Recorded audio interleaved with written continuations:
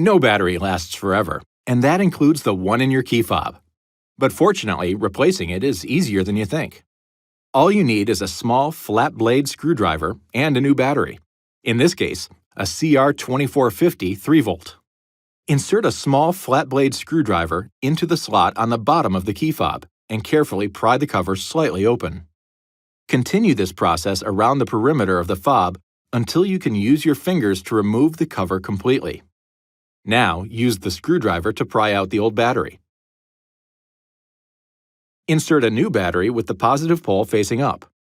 Finally, put the case back together, snap it shut, and test the key fob by pressing a button.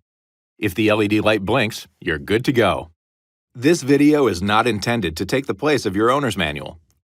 For complete details and other important safety information, please see your owner's information.